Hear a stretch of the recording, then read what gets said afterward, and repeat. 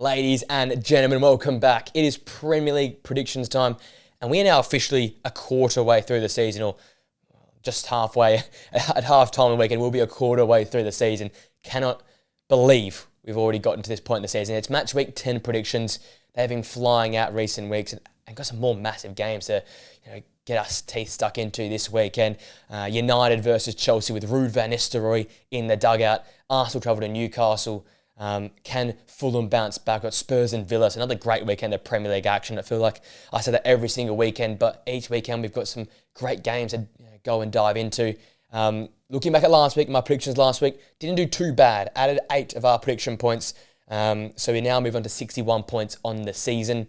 If you're new to the channel, somehow new to the channel here in match week 10, you're wondering what the points are. It's 3 points for the correct scoreline, 1 point for the correct result predicted, and obviously 0 points for neither. So doing okay this season. I think a little bit unders from where I was last season. So I want to get a bit of a move on this year because the goal was to beat, I think, our 230 total from last season's effort. So I want to get a bit harder than that. So I want to get a bit of a move on here. And I like some of my predictions this week. So absolutely cannot wait to get into it and share it with you all. With that being said, ladies and gents, let's get now straight into our Premier League predictions.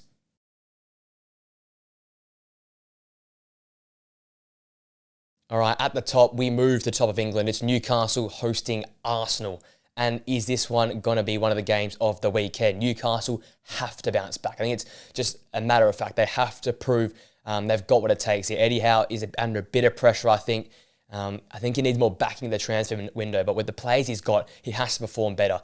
2-1 loss to Chelsea last time out. The attacking football, it looks blunt. It looked really good in the middle third.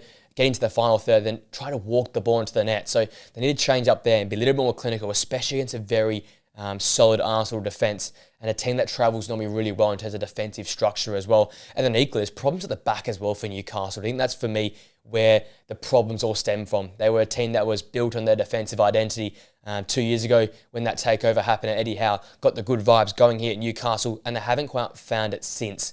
Dan Burn going to defence and Hall struggling defensively as that fullback, Livramento and the likes in there, but they're looking a bit all over the place. I think in this game versus Arsenal, get the defensive system right, like we saw versus Man City a few weeks back, and build from there. There's still a chance to get a few points here, potentially a win, especially at home. We know how dangerous Newcastle can be at home, but I think for them, the key is to shore up defensively. And I'm putting the onus on Isak and Gordon up top just to take some shots, be more aggressive instead of trying to walk the ball into the net. So at both ends, there's ways to fix up, but I think in this game, going to lead from the front. Isak and Gordon, be better, be more clinical, and threaten the keeper. Because without those two performing at their best, especially Alexander Isak, who missed that awful chance at the end. He had that one-on-one opportunity, didn't pass the ball and over-dribbled it and ended up ruining the chance. You've got to do better. You are supposed to be the big man leading the line for this Newcastle United side, and it's looked quite poor so far this season. So look to him to make a big impact in this game here. Looking at Arsenal, come off the back of that 2-2 draw to Liverpool, they will absolutely take that. Despite being the home team, they lose some plays in the middle of the game. A lot of changes defensively in the middle of the game. But in the end, got a very valuable point. Yes, they went into their shell a little bit in the second half, but I was impressed actually the way they managed that second half for me. I think after the first half an hour, they worked their way into the game and grew as the game went on. Were they the better side? No, but were Liverpool the better side? Absolutely not. So I really take that as a positive for Arsenal. They remain in the title race. I think it's a massive game here, though. Can you back it up against Newcastle on the road? A really dangerous fixture. We know in the last few seasons, teams like Man City have struggled to go there. So can you make a statement and go there and win? I think for me, it's pretty simple. The key player is Bukayo Saka, because that midfield lacks a lot of creativity. I think at the moment it's lacking a bit of confidence as well. Declan Rice in particular, for me, hasn't really been that great this season. And creativity-wise, it all comes through Bukayo Saka. You saw that first goal in the opening few minutes versus Liverpool. It was just purely just Saka brilliant. So look to him to try and break this game apart and get Arsenal on the front foot early. And I think that's the key for Arsenal. Get on the front foot early, maybe get an early goal, and then manage the game from there on in. I think Gabriel should be available for this game, or is closer than we think in terms of his injury problems. So that's a positive for Arsenal. But I think for me, it comes purely down to their star boy, Bukayo Saka. If he's firing, Arsenal get the win. If he's slightly off, it could be a bit of a difficult fixture. In this game, I'm backing Arsenal in off the back of the confidence of that 2-2 draw to Liverpool. I've got them win this game 2-1. Again, it's not going to be easy. Newcastle have to bounce back. But I think Arsenal got too much quality and too many great players all over the park to get the job done here. Liverpool and Brighton are our next game here. Liverpool at Anfield, obviously a really, really strong side. They come off the back of that 2-2 draw to Arsenal. Probably the more disappointed out of those two teams there in that great clash. But once again, they showed with the likes of Mo Salah having a really average game. He can pop up and produce a moment of magic. Or Luis Diaz flicking that ball on for the Van Dijk header. It's showing this season that they're not a team of just overwhelming emotions and riding the waves. They're really calm, composed, and no matter how many goals down they are, or if they're not in control of games, they still manage to get back in charge or get a real stranglehold of games and never really let it slip away from them. And as such, these home games become very difficult for travelling sides. I think yet again, I look to Mo Salah, I look to Luis Diaz as the players that will make the difference. I think this game, Liverpool will cruise throughout it. They'll take their key moments. I think those two players up top will be the difference for them. Looking at the Brighton side, giving up a 2-goal lead to bottom of the table Wolves is really, really poor, especially it all happened in about 5 or 6 minutes. So really disappointing for them. And I think for me, I've said it a lot in the podcast, there's no plan B there. They've got to find a different way other than all-out attack for me. Manage games, manage results, especially if you get an early lead at Anfield. You know, as I said, Liverpool aren't the rock and roll pressing team. They're not so in your face, so you can get at them. And Brighton like that possession. I think start early in the front foot, maybe potentially nick a goal. We know how good Welbeck has been in terms of his form.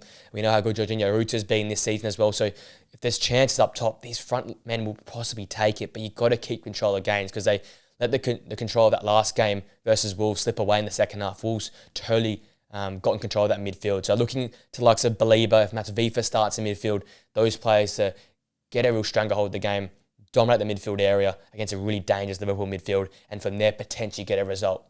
Do I give it much of a chance? No. I've got Liverpool cruising it for me, 3-0. Right now they're just too good, too many players all over the park, and that midfield, McAllister, Gravenberch, Szoboszlai, probably one of the best midfields in the Premier League for me at this current point in time.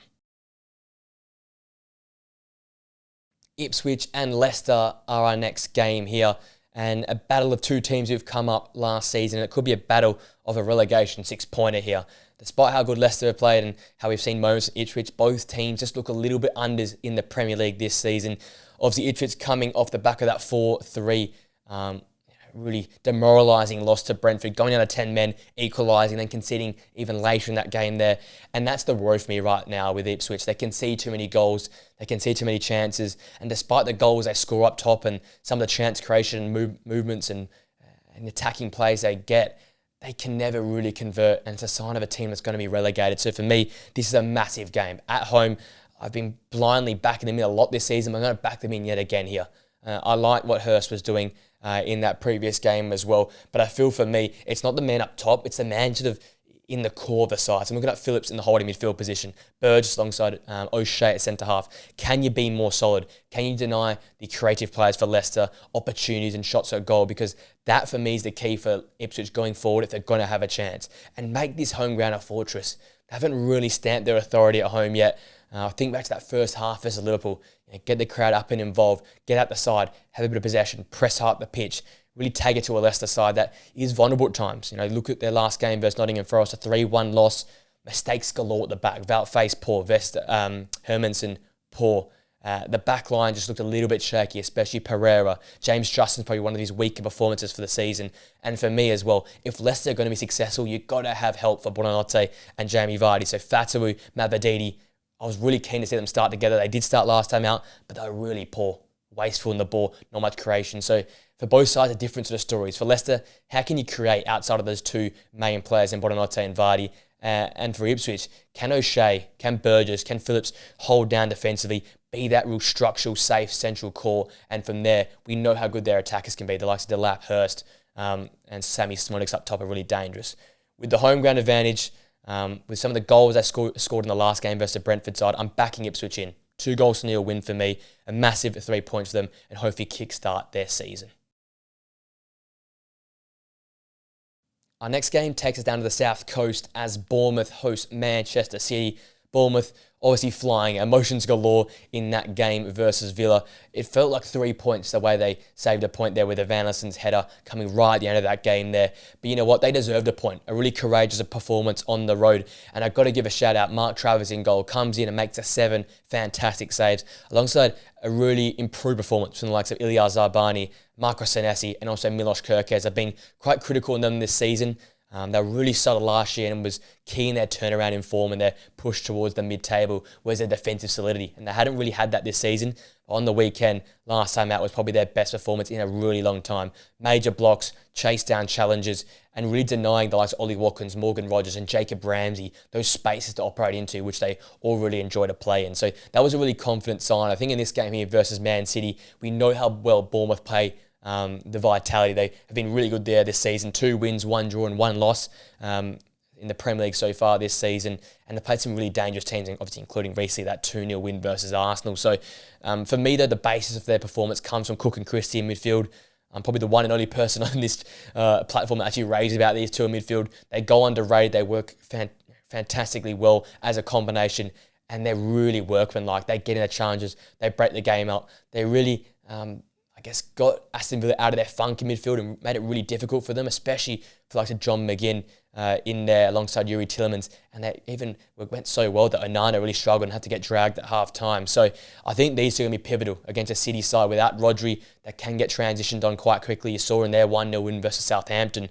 Southampton had a few chances on the break because without Rodri there, City are vulnerable to the break. And I think Cook and Christie can start that for Bournemouth. Looking at City, as I said, Haaland gets the early goal, but they should have put 4 or 5 past Southampton. And if they're as equally as wasteful in this game, Bournemouth can easily get a point or 3 points versus them. So look to be much more improved.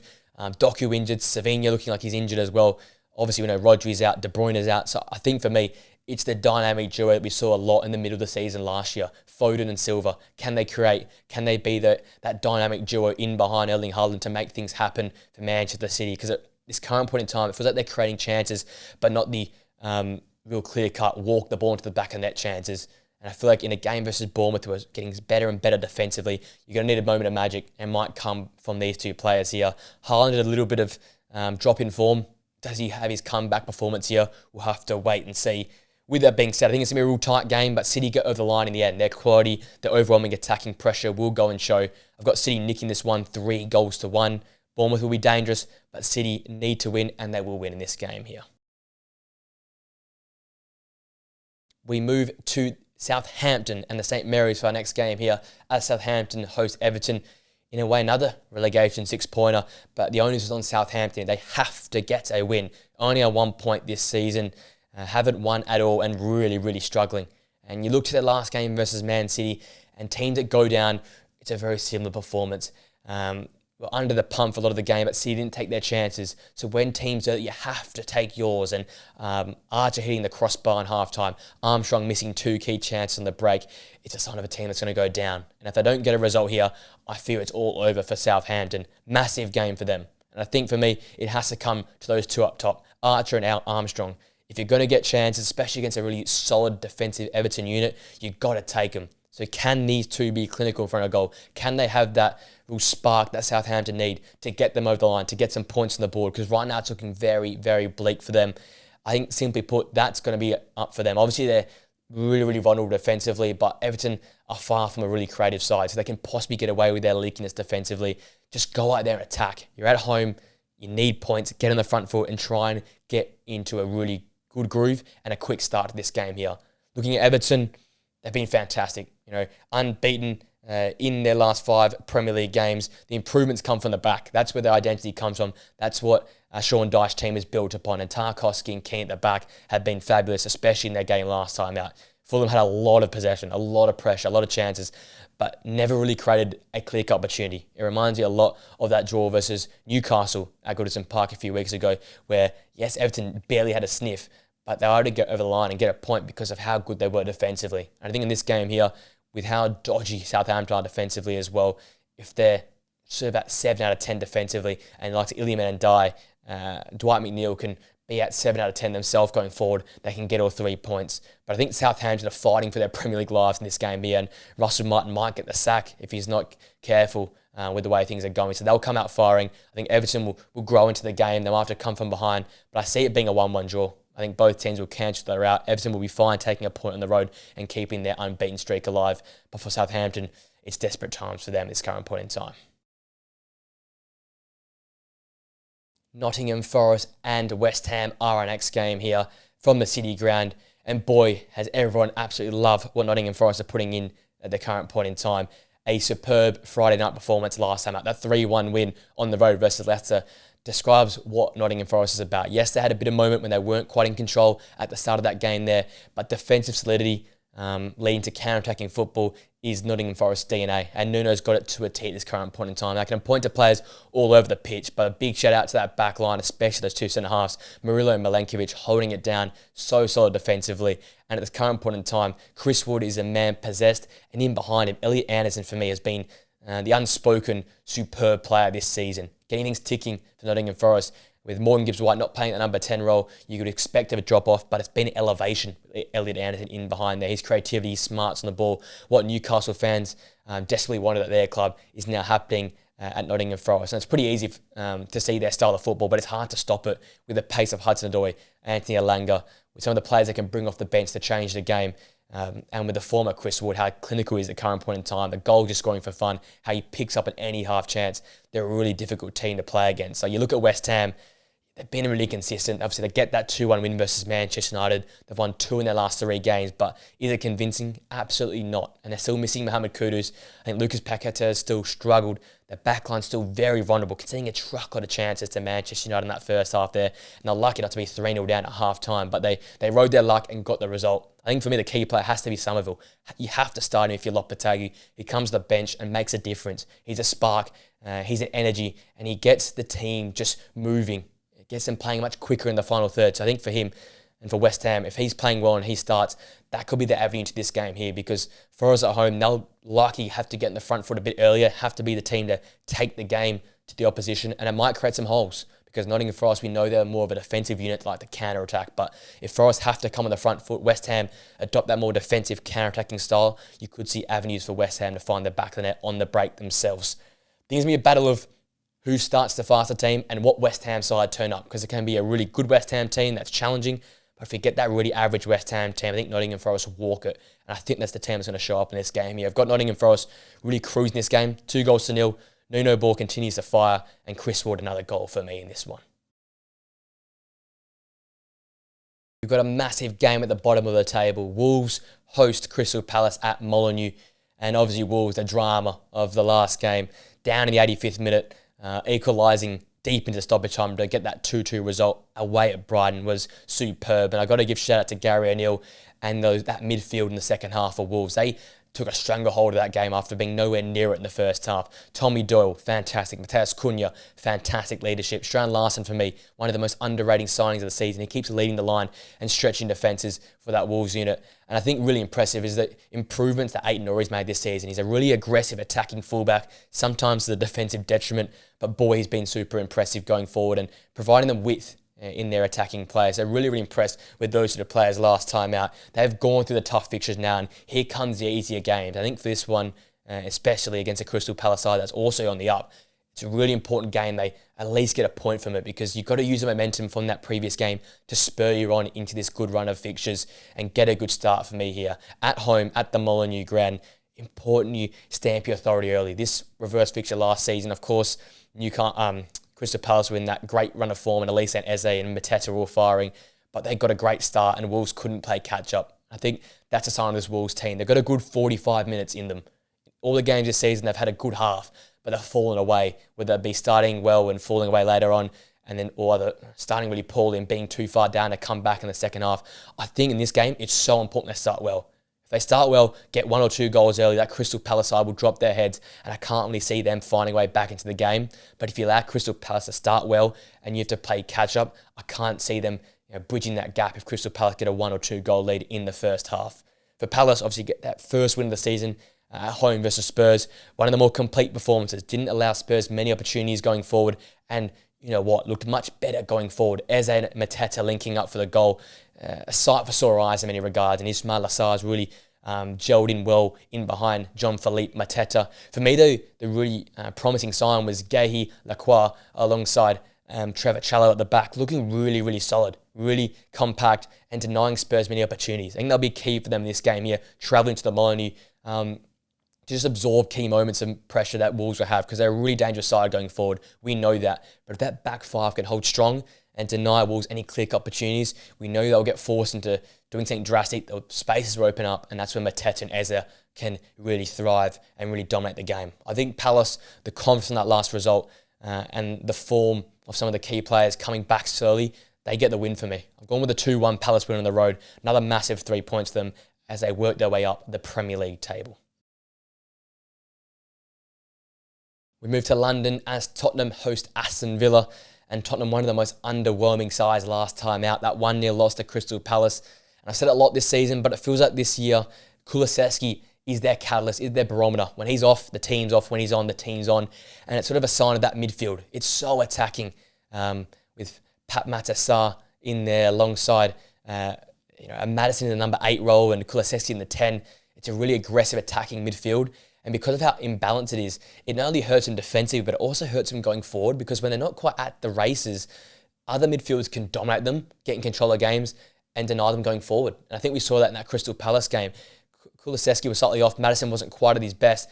And the driving and the movements forward were really poor. And on the podcast, Flynn brought it up. But Solanke's had little to no chances at all this season up top. And he was supposed to come in and be that central striker to score goals like we saw at Bournemouth. But he's had next to nothing in terms of chance created for him. And I think it's a sign of this Tottenham side. Their identity is attacking football, yet their attacking football is being disjointed and poor. I think that goes down to the midfield, the imbalance there. Again, if they're going to keep persisting with this, a lot of pressure falls onto Kulusevski and Maddison to be those two-way runners in midfield and to be in control of the midfield battle. I look at Villa, they're a really solid midfield team. McGinn, Tielemans, Onana, Jacob Ramsey sometimes midfield. Boubacar Kamara is coming back as well. Yes, they were average last time out versus Bournemouth, dropping points there with the 1-1 draw, but we know how good they can be, and it was on the back of a Champions League week. I expect them to bounce back, similar to what we saw 2 weeks ago when they got that 3-1 win on the road to Fulham. They're giving it their best again. They want to bounce back. I think for me, a key player is going to be Ollie Watkins. He could just be purely the difference maker, a striker that can create chances for himself or can finish chances. And for me in this game where it's going to be a bit back and forth, it's going to be a case of who can finish their chances. And I feel like with Aston Villa's midfield creation and their balance, with Ollie Watkins needing to bounce back in terms of a big performance and his goal-scoring ability, that will be the difference for me. I'm going with an Aston Villa 3-1 win. Yes, they were poor last time out, but I feel like it's about time we see Ollie Watkins take control of a game, possibly 2 goals, even a hat-trick against a really, really poor Tottenham side at this current point in time. Our penultimate game is the big one from the weekend. Old Trafford, Manchester United and Chelsea. What a game we have in store here. United, obviously, that 2-1 loss to West Ham last time out. Awful finishing in front of goal in that one there. But Erik ten Hag now sacked. Ruud van Nistelrooy is in charge at this current point in time, and the new manager bounce is at Old Trafford. And as a United fan, we've seen that a few times already, and I know how dangerous it can be. Chelsea got to be aware. I think in this game here, it's going to come down to those creative players. Alejandro Garnacho, even the striker, Rasmus Højlund. Can you be in top form? Because I think Chelsea are so good going forward. Their midfield is looking so balanced. The only vulnerability they have right now is in their defence. Reece James is getting back to fitness after such a long time out with injury. Malo Gusto is not your typical fullback. Colwell can be poor at times. Tosson can be poor at times as well. And we know Robert Sanchez isn't the greatest keeper in the world. So if there's any vulnerability with Chelsea, it is their defence. So if United, those attacking players have to be at their best, whether it be on the counter-attack or in some possession play. You've got to get at this Chelsea back line. It's going to be a scoring game if you want to win this game versus Chelsea, because you know they've got goals in their arsenal. And I think also important for Manchester United, Casemiro and Manuel Ugarte shut down Cole Palmer, because everything goes through Cole Palmer right now at Chelsea. For better or for worse, it's working for them. In the last game, that first goal set up from Cole Palmer's pass, that 2-1 win versus Newcastle could have been 3 or 4 with the way they played their game. Consistent attacking football, threatening throughout. They rode some luck here and there, but all in all, really complete performance. And that's the side of Enzo Maresca's side this season. Really consistent throughout. I think for me, one of the most dangerous front lines in world football right now. Nicholas Jackson's found form. Cole Palmer's probably one of the best creators in world football. Right now, Neto looks really, really dangerous, especially on the break using his pace. And Noni Madueke is in the form of his life and is super, super confident. And now I think they can get the better of this United back four that has been very vulnerable at times and has to be vulnerable, committing numbers forward to try and get the attack started for Manchester United. So it's going to be a battle of who wants to give up what in this game. I expect United to sit in. Despite being at home, they'll sit in, they'll try and play that counter-attacking style and try and beat Chelsea with committing numbers forward. Whereas for Chelsea, all the dangerous players, all the creators, they'll want to be at the races from minute one. And I think if Cole Palmer's in great form and if United midfielders cannot track him, he could take over this game and really take command. With that being said, with all those points raised, I think it's going to be a 1-1 draw. In these big games, we see teams end up just resulting and happy to take the point in the end. I think it's going to be a similar story in this game here. United will be dangerous with the new manager bounce. I think Chelsea will be aware of that. Chelsea are firing with their own new manager bounce and Enzo Maresca, and I think it'll just cancel each other out in this one here. Backing a 1-1 draw, Cole Palmer to score. I wouldn't be surprised if Alejandro Garnacho gets on the score sheet for Manchester United. Our final game is an all-London affair. Fulham hosting Brentford in the Monday night fixture. Really excited for this one to see how two teams that are always up and down play against each other. Fulham coming off the back of that 1-1 draw versus Everton. Haven't won their last 3 Premier League games. Almost feel like they're due for a victory here. And I think in this game, it's really key to see the return to form of some players. I think that includes Anthony Robertson from fullback. He's had a quiet sort of month, really. He's normally a catalyst for this Fulham side, especially at home with some of his bolting runs down that left-hand channel. I think Alex Iwobi on the left-hand side as well is going to be key. Obviously, he gets a goal in the last game out, but he'll need to be massive to break down this Brentford backline and Emile Smith-Rowe. In the last few games, chance creation and clinical edge in the final third has been lacking, and I feel like those 3 players, especially Emile Smith-Rowe in behind Raul Jimenez, are going to be really, really important because Jimenez is in some great form. He's finding the back of the net. You sort of create some chances for him. And I think if Fulham play with a little bit more zip and a little bit more pace in the final third, they can definitely find the back of the net and find some more chances versus what they did versus Everton last time out. Looking at Brentford, they've changed their style of football. I think they've gone away from that defensive structure, which we sort of became synonymous with Thomas Frank's side, and gone more attacking. With the form in Burma and Visser in right now, there's no arguments for me against it because they've been really, really entertaining. 2 wins out the last 3 Premier League games, including 11 goals. It's been ultra impressive. And I think pretty obviously their key players are going to be, it's in Burma and Visser. Can these guys continue to be that clinical edge in the final third? Can they continue to be really dangerous on the break and in the turnover of possession? And then, supporting that as those 2 deep-lying players for me, Janelt and Norgard, that combination of midfield, when they're at their best, when they're breaking the play up, when they're starting those counter-attacks, is when Brentford look like a really dangerous sort of top-half side. So look to those 2 to not only break up the play and deny Emile Smith-Rowe, Alex Iwobi, as well as Dharma space to run into, but also start the counter-attack and start the break to allow Burma and Visser to do what they do best. So going to be a really dangerous game for both sides. Both sides will want to go out there and show what they've got. And I think it's going to be a really entertaining fixture with both teams sort of sitting mid-table, nothing really to lose. I think for me, probably one of the more exciting games from the weekend's action. I'm going to back in Fulham at home. They're sort of good for 2 wins and 2 losses on the season. And without them winning in 3 games, I expect them to bounce back, especially at home here. So I'm going with a 3-2 Fulham win. Really entertaining game, high-scoring game.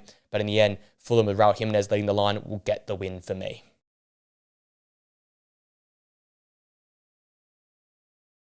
With that being said, ladies and gents, that wraps up my Match Week 10 Premier League predictions. Let me know your thoughts in the comment section down below. A bit of a longer video, I'm sorry yet again. I'm trying to make them shorter, but so much to break down in all these games here. What's your favourite game from the weekend?